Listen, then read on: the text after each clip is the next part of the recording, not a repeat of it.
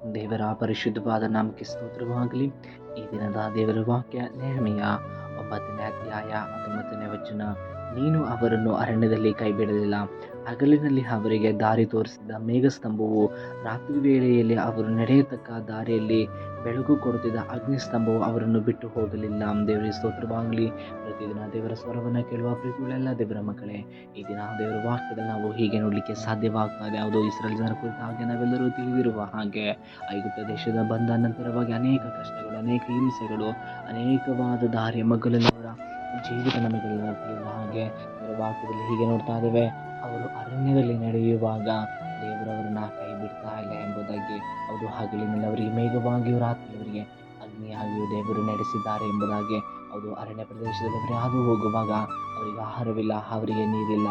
ಅನೇಕ ಸಾರಿ ಮೊರೆ ಇಡ್ತಾ ಇದ್ದಾರೆ. ದೇವರವರ ಮೊರೆಯನ್ನು ಕೇಳಿ ಅವರಿಗೆ ಉತ್ತರವನ್ನು ಅನುಗ್ರಹಿಸಿ ಆಹಾರವನ್ನು ನೀರನ್ನು ಕೊಟ್ಟಂತಹ ದೇವರು.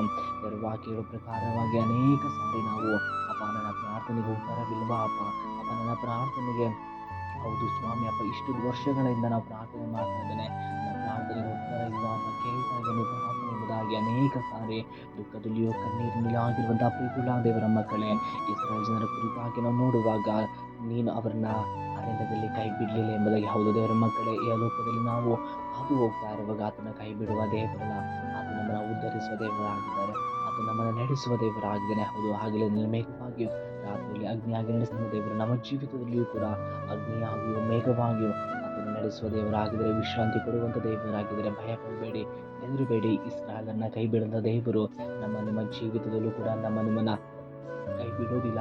ಉತ್ತಮವಾದ ರೀತಿಯಲ್ಲಿ ಇಸ್ರಾಯೇಲನ್ನ ದಡ ಸೇರಿಸಿದ ರೀತಿಯಲ್ಲಿ ನಿಮ್ಮನ್ನು ಕೂಡ ಒಂದು ಶ್ರೇಷ್ಠವಾದ ದಿನಕ್ಕೆ ಆತನು ನಡೆಸುವಂತಹ ದೇವರಾಗಿದ್ದಾನೆ. ಎಚ್ಚರಿಕೊಳ್ಳುವವರಾಗಿ ಪ್ರಾರ್ಥನೆ ಮಾಡೋಣ. ಆತನು ಕೈ ಬಿಡುವ ದೇವರಲ್ಲ, ಕೈ ನಡೆಸುವಂಥ ದೇವರಾಗಿದ್ದಾರೆ. ದೇವರ ಸ್ತೋತ್ರವಾಗಲಿ. ದೇವರ ವಾಕ್ಯದ ಮೂಲಕವಾಗಿ ನಮ್ಮೆಲ್ಲರನ್ನ ಆಶೀರ್ವಾದ ಮಾಡಲಿ. ಆಮೆನ್.